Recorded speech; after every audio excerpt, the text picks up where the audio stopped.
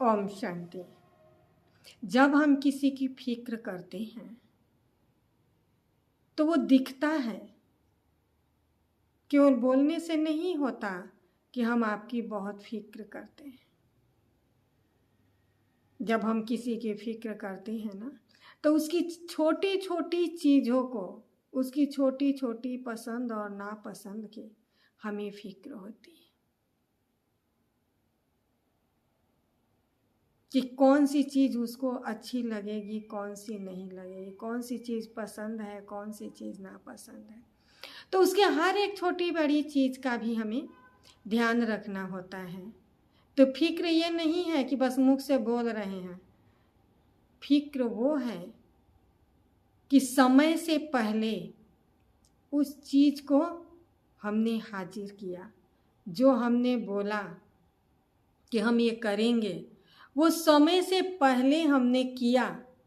इसे फिक्र कहते हैं कि चाहे वो धरती से उठा के लाना हो, चाहे आकाश से उठा कर लाना हो, चाहे चारों दिशाओं से कहीं से भी लाओ, लेकिन अगर सामने वाले को हमने वचन दिया कि हाँ, हमें आपकी बातों की वैल्यू है, हमें आपकी फिक्र है, तो समय से पहले हम उसको पूरा करेंगे, ताकि अगर हो सके कि हमारे कहने के अनुसार उसने 2-4 लोगों को बोल ही दिया हो कि हाँ, इस समय तक हम इस चीज़ को पूरा करेंगे, तो एक आपके ध्यान न देने से वो चीज़ समय से पूरा नहीं हुआ और सामने वाला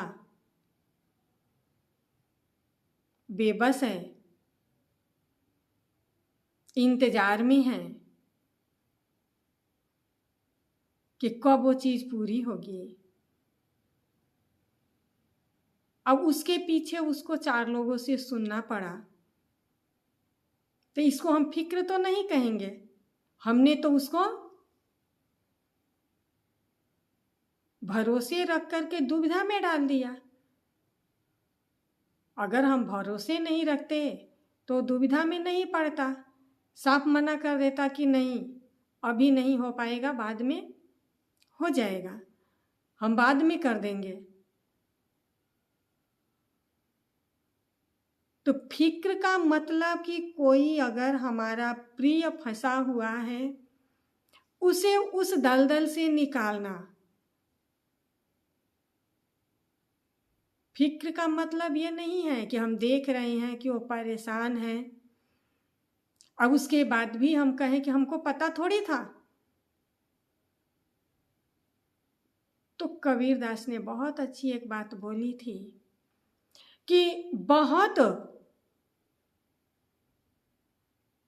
झुकने के बाद, मरने के बाद कोई किसी के दरवाजे पर कहता है कि हमें ये चीज़ चाहिए, हमें ज़रूरत है, लेकिन अगर अगला ने उस चीज़ को मना कर दिया तो वो तो मर गया था अपने आत्मसम्मान से, अपने स्वाभिमान से, अपने देह अहंकार से, आज झुक करके आपके यहाँ पहुँचा और आपने ना कह दिया।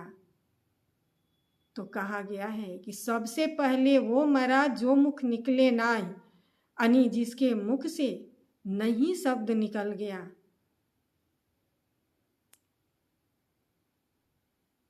तो समझ लो कि ये तो जो मर के गया था मांगने, वो तो मरा ही है, लेकिन वो भी मरा हुआ ही है।